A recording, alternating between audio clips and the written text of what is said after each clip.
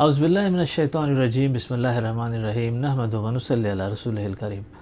ایک حدیث میں آتا ہے، حضور صلی اللہ علیہ وآلہ وسلم نے فرمایا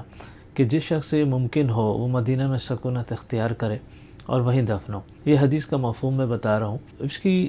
فضیلت ہے، اس کی بہت بڑی جو حضور صلی اللہ علیہ وسلم نے بتائی، جو میں آپ کو اس کے بارے میں بتاؤں گا۔ لیکن اس سے پہلے میں آپ کو یہ بتا دوں کہ کیا مدینہ میں واقعی سکونت اختیار کرنا یا وہاں سیٹل ہونا اتنا آسان ہے؟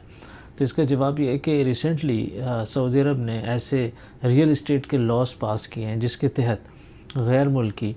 یا جو نان سعودی ہیں وہ ریئل اسٹیٹ پراپرٹیز خرید سکتے ہیں۔ تو اس ویڈیو میں اس کا بھی جواب دوں گا کہ کیا یہ ممکن ہے اور کیسے ممکن ہے۔ تو پہلے ہم اس حدیث کی بات کرتے ہیں۔ دیکھیں، اس حدیث سے پہلے بتا دوں کہ مدینہ میں رہنے کی یا مدینہ زیارت کی بہت ساری فضیلتیں ہیں، جس میں سب سے پہلے تو حضور صلی اللہ علیہ وسلم نے فرمایا مسجد نبی میں نماز پڑھنا دوسری عام مسجدوں کے مقابلے میں 1000 گنا سے زیادہ ثواب دیتی ہے۔ مسجد نبی کے اندر جگہ ہے جو ریاض الجنہ ہے۔ حضور صلی اللہ علیہ وآلہ وسلم نے فرمایا کہ ریاض الجنہ یعنی کہ وہ جگہ جو حضور صلی اللہ علیہ وسلم کے ممبر اور ان کے روضے کے درمیان ہے، وہ جنت کے باغ کا حصہ ہے۔ یعنی کہ اس کا مطلب یہ ہے، مفسرین کہتے ہیں کہ یہ وہ جگہ ہے جہاں پہ اللہ کی برکتیں اور رحمتیں موسلا دھار بارش کی طرح نازل ہوتی رہتی ہیں، اور یہاں پہ یہ جگہ دعا کی قبولیت کے لیے نہایت ہی مجرب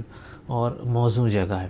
اور دیکھیں، ایک اور حدیث میں حضور صلی اللہ علیہ وسلم نے فرمایا کہ مدینہ منورہ کے لیے اللہ تعالیٰ نے ایسے فرشتے مقرر کر دیے ہیں جو مدینہ منورہ کو، اس مبارک شہر کو دجال کے فتنوں سے اور دوسری وباؤں سے محفوظ رکھتے ہیں۔ ایک اور حدیث میں یہ بھی آتا ہے کہ حضور صلی اللہ علیہ وسلم نے مدینہ کو مکہ کی طرح حرم قرار دیا ہے، یعنی کہ بہت ساری چیزیں جو مکہ میں حرام ہیں وہ یہاں بھی حرام ہیں، جس طرح کہ غیر مسلموں کا یا مسجد کی حرم میں کے اندر داخل ہونا وغیرہ۔ اور دوسری سب سے بڑی فضیلت دیکھیں، جب ہم رہتے ہیں مدینہ کے اندر تو ہمیں حضور صلی اللہ علیہ وآلہ وسلم کو سلام پیش کرنے کا روزانہ موقع ملتا ہے، اور یہ بہت بڑی سعادت ہوتی ہے۔ اور نہ صرف حضور صلی اللہ علیہ وآلہ وسلم کو بلکہ جو حضور صلی اللہ علیہ وسلم کے قریبی صحابہ کرام تھے، حضرت ابوبکر صدیق رضی اللہ تعالیٰ عنہ اور حضرت عمر فاروق رضی اللہ تعالیٰ عنہ اجمعین، ان سب کو سلام کرنے کا ہمیں موقع ملتا ہے۔ اچھا، یہ تمام فضیلتیں تو ہیں، لیکن اب اس حدیث کی طرف آتے ہیں جس کی وجہ سے حضور صلی اللہ علیہ وآلہ وسلم نے یہ فرمایا کہ مدینہ میں جس شخص سے ممکن ہو سکونت اختیار کرے۔ اس کی فضیلت میں حضور صلی اللہ علیہ وسلم نے فرمایا کہ جو وہاں سکونت اختیار کرتا ہے اور جو وہاں پہ مدفون ہوتا ہے، میں قیامت والے دن اس کی شفاعت فرماؤں گا۔ دیکھیں، حضور صلی اللہ علیہ وسلم کی شفاعت نصیب ہونا قیامت والے دن بہت بڑی سعادت کی بات ہے۔ اللہ تعالیٰ ہم سب کو حضور صلی اللہ علیہ وسلم کی شفاعت نصیب فرمائے، اس سے زیادہ امپورٹنٹ چیز قیامت والے دن نہیں ہو سکتی۔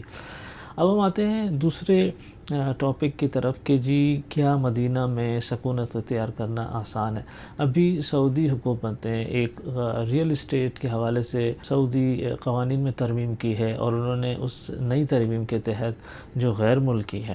وہ سعودی عرب میں پراپرٹیز خرید سکتے ہیں، اور مدینہ کے اندر بھی پراپرٹیز خرید سکتے ہیں۔ مدینہ میں انہوں نے ہر جگہ نہیں، مدینہ میں انہوں نے کچھ زونز بنائے ہیں جس کے اندر پراپرٹی خریدی جا سکتی ہے۔ اس کے لیے انہوں نے باقاعدہ ایک پورٹل بنایا ہے، اس پورٹل کے تھرو ہی پراپرٹی خریدی جا سکتی ہے تاکہ ٹرانسپیرنسی رہے اور قوانین کو فالو کیا جا سکے۔ اس میں ایک چیز جو بہت امپورٹنٹ ہے کہ دیکھیں، جب ہوتا یہ ہے کہ جب آپ پراپرٹی سعودی عرب میں خریدتے ہیں تو آپ کو وہ پریمیم ریزیڈنسی دے دیتے ہیں، اور پریمیم ریزیڈنسی جب آپ کو ملتی ہے تو آپ مستقل رہائشی بن جاتے ہیں سعودی عرب کے، اور اس طرح آپ مدینہ میں بھی رہ سکتے ہیں۔ لیکن اس میں جو پراپرٹی کی ویلیویشن کی جو اماؤنٹ ہے وہ 4 ملین ہے، یعنی کہ پراپرٹی 4 ملین یا اس سے زیادہ کی ہونی چاہیے، اور وہ کسی مارٹگیج یا کسی بینک لون کے تحت نہ خریدی گئی ہو بلکہ کیش پہ خریدی گئی ہو۔ جو بھی یہ ارادہ رکھتا ہو تو اس کو چاہیے کہ پہلے تو اس جو نئی قوانین یا ترمیم آئی ہے اس کو اچھی طرح پڑھے، اپنے لائر سے ایڈوائس لے، اور اس کے بعد کسی کو بھی پراپرٹی اسی پورٹل کے تھرو خریدے، کسی کو ایڈوانس یا کسی کو پیسے وغیرہ نہ دے۔ اچھا، یہاں پہ ایک چیز میں بتا دوں، دیکھیں یہ جو رقم ہے 4 ملین کی، جو کہ $1 ملین سے بھی زیادہ بنتی ہے، یہ عام آدمی کے بس سے باہر ہے۔ تو اسی لیے وسلم نے بھی فرمایا تھا کہ جس سے ممکن ہو، جو لوگ اتنی بڑی رقم خرچ کر کے وہاں پراپرٹی نہیں خرید سکتے، حضور صلی اللہ علیہ وسلم کے احادیث میں یہ بات موجود ہے کہ ان کی دوسرے سنتوں پر عمل کر کے، دوسرے نصیحتوں پر عمل کر کے ہم حضور صلی اللہ علیہ وسلم کی شفاعت کے حقدار بن سکتے ہیں۔ مثال کے طور پر حضور صلی اللہ علیہ وسلم نے ایک حدیث سے فرمایا کہ جو مجھ پر کثرت سے درود بھیجتا ہے